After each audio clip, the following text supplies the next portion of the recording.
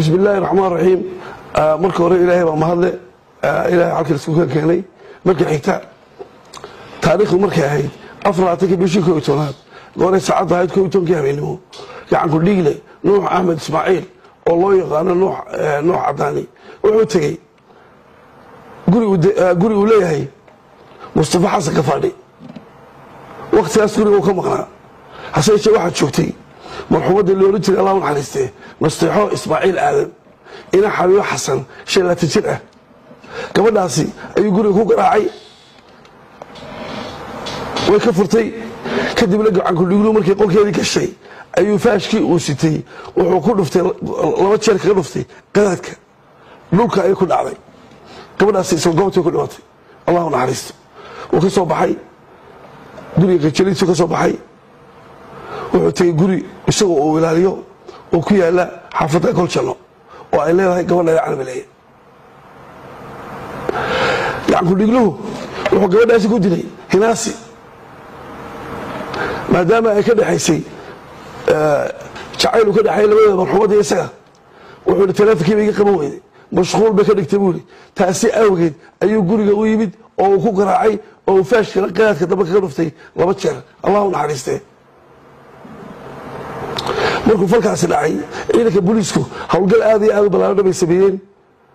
waxay tageen goobtii u deganaa gacan ku dhigluhu waxay ka soo saareen faashkii wax ku dilay iyo tooriye kale haystay garankiisii oo dhiigle waxay keeneen xarunta CID-da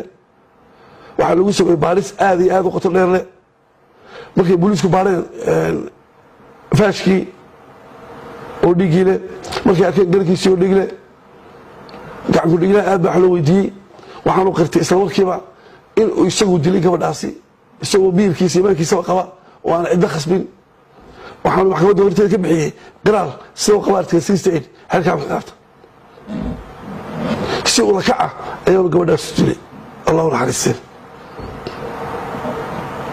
gacan ku dhiglaha kiiskiisa waxa loo gudbin doonaa hadii Ilaahay yiraahdo maxkamadda ee xeelaynta oo dawladda qaadista bigaasi bulshada waxaan u sheegaynaa in ay ku hadlaan maaha propaganda inay fidiyaan ilaanay wax aan jirin sheegaan maaha waxaan jirin sheegaan ay bari bulshada ku faafiyeen waxyaabo propaganda ah oo ceebeen ah oo ah been aan sireenato lahayn waxa weeye booliiska in laga warsigo intay wax baarayaan laakiin booliiska aan baarista dhameystirin in ay propaganda iska fidiyaan waxa soo kale waa dambi waxa loo dul qaadan kara maaha cidii dambe lagu qabtana waxa weeye waa lagu qaadaya waxaana dadweynaha uga digaynaa in waxyaabaha noocaas oo kale ka digtoonaadaan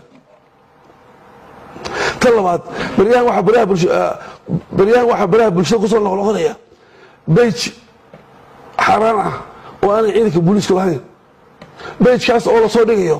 waxyaabo laga iqsoodo oo aan ciidanka booliiska samaynin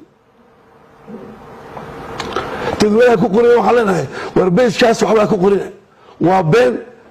anagana ma khuseeyo shaqo kuma lihin beejka saxda ah ee ciidanka booliisku leeyahay waxa weeye waa beejka uu ku qoran yahay ciidanka booliiska la ay tigta madow saaran tahay kaasaa sax ah oo ay ciidanka booliisku shaqeeyaan ciddii wax aragta ama doonaysa inay wax soo qorto beejkaa ku soo qorto laakiin waxaan dadweynaha reer Somaliland ee aanu jecelnahay ee booliiska sida wanaagsan ula shaqeeya